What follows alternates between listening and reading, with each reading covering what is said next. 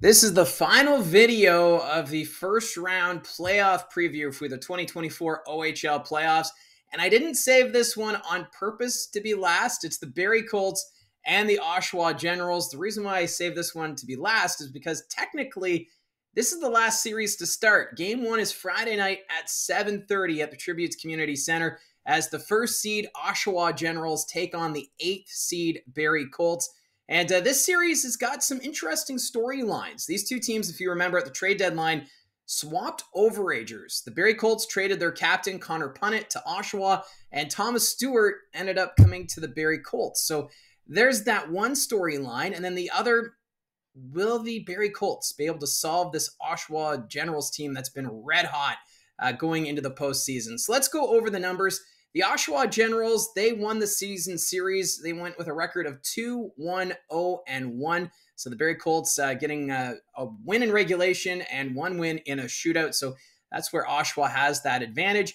But over their last 10, these two teams have been going in different directions.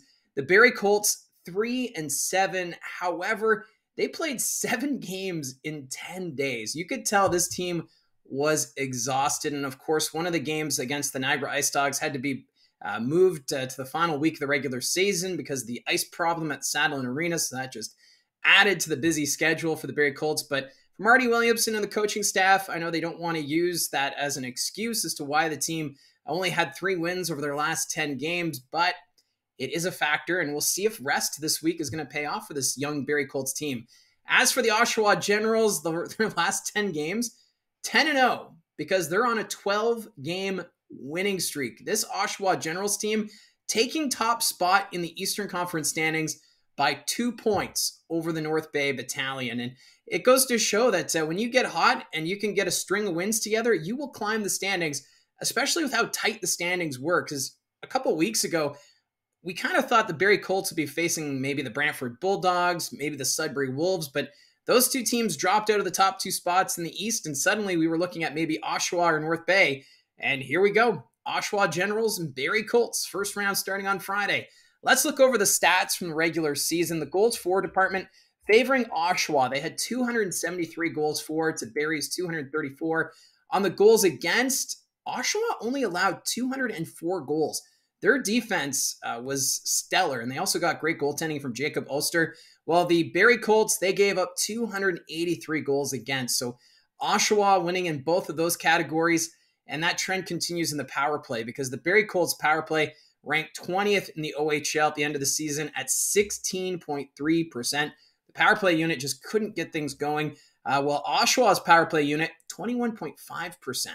Then you look at the penalty kill, a huge gap there as well for Oshawa. Their penalty kill, 83.2% to Barrie's 66.2%. So in all 4 of those point categories, Oshawa has the advantage. And for the Barrie Colts, the other thing for them is they were different between playing on home ice and on the road. They really struggled away from the Saddlein Arena, but on home ice, they were competitive against the top teams in the Ontario Hockey League. They earned wins over the Sioux Greyhounds, the Sudbury Wolves, North Bay Battalion. They went a 1-goal difference against Saginaw, against London, against Kitchener. So this is a Barrie Colts team that on home ice, they can make a difference. They can be competitive, but away from home, they've struggled. So we'll wait and see how the playoffs turn out because obviously the Oshawa Generals, they have the home ice advantage come playoff time. Looking at the top scorers for the Barrie Colts, Bo Jelsma, an outstanding year for him. He ended the season with 37 goals, 44 assists, good for 81 points. I still don't know why Bo Jelsma doesn't have an NHL contract, but we'll have to wait and see. And then second in scoring, Riley Patterson, the rookie forward, 29 goals, 33 assists, 62 points. Riley Patterson. It took him a little bit to get going at the start of this season, but man, he was on fire to end of the year. Possible Rookie of the Year candidate right there. And then third in points, Cole Beaudoin. He had 28 goals, 34 assists, 62 points. And for Beaudoin, his stock in the NHL draft keeps rising. It looks like he could be selected in the first round in June at the NHL entry draft, which would be fantastic for Cole Beaudoin, who's put in a lot of time and energy to improve his game, and it's been showing on the score sheet. And then you've got Ty York, 17 goals, 32 assists, good for 49 points. And that line of Patterson, Beaudoin, and York has been very strong for the Barrie Colts at times. I think they've been a little exhausted these last couple of weeks, but that is a solid line for the Barrie Colts that the Oshawa Generals, I'm sure, already have taken notes about.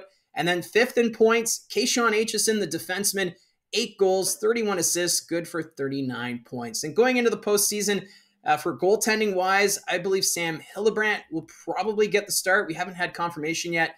Hillebrand, of course, went to the World Juniors to represent Team USA. He was the 3rd string goaltender, but still got the gold medal out of that. He had the goals against average of 3.67 and a pretty respectable save percentage of 899. So I would expect Hillebrand to get the start for game 1 on Friday, but maybe we'll see a situation where Marty Williamson will go back and forth between Hillebrand and West. Now, on the Oshawa Generals side of things, the leading scorer this season, Callum Ritchie, and he started this season late. He didn't join Oshawa until November, coming back from an injury. 27 goals, 51 assists, good for 78 points. If he played a full season, I wouldn't be surprised if Callum Ritchie would have hit 100 points this season, just the way he plays. 2nd in scoring on Oshawa, Dylan Robrick, 24 goals, 46 assists, good for 70 points. Beckett Seneca, who's expected to be a first-round draft pick in June, he had 27 goals, 40 assists, good for 67 points. And the Oshawa Generals using him in a wide variety of situations, and it's really paying off. Just the skill set that Beckett Seneca has is incredible.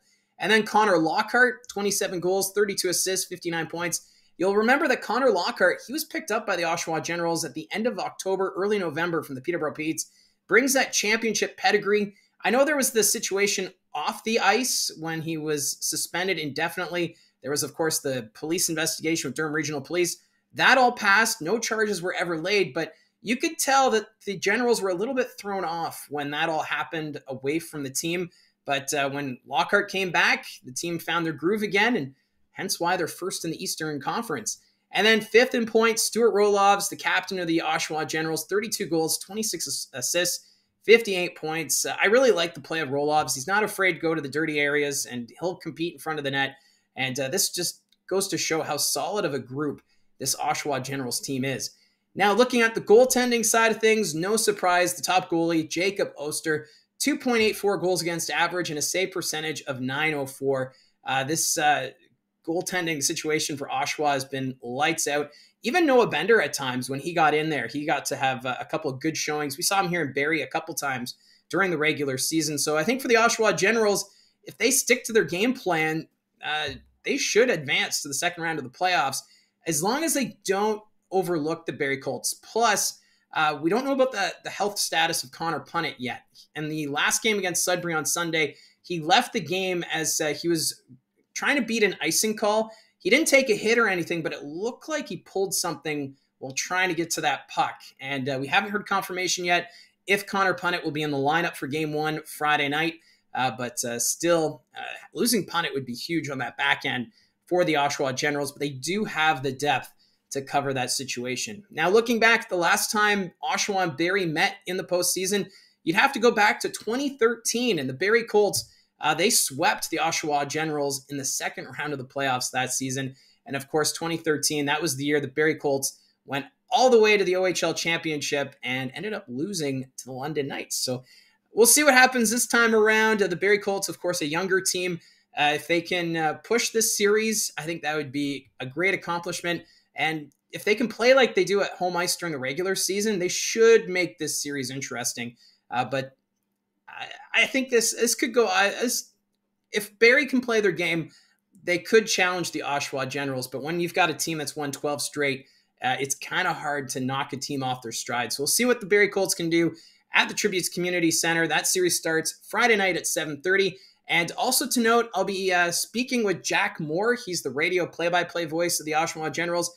Him and I are going to chat on the channel about the playoff series, kind of get his perspective on the run that the Oshawa Generals have been on. So you'll want to stay tuned for that. And remember to hit subscribe so you're notified about when that video is posted. So with that, that wraps up the playoff preview videos for the first round of the playoffs. So we've got 8 videos previewing all the series across the Ontario Hockey League. So check those out. And thank you again for all your support. Thank you for tuning in.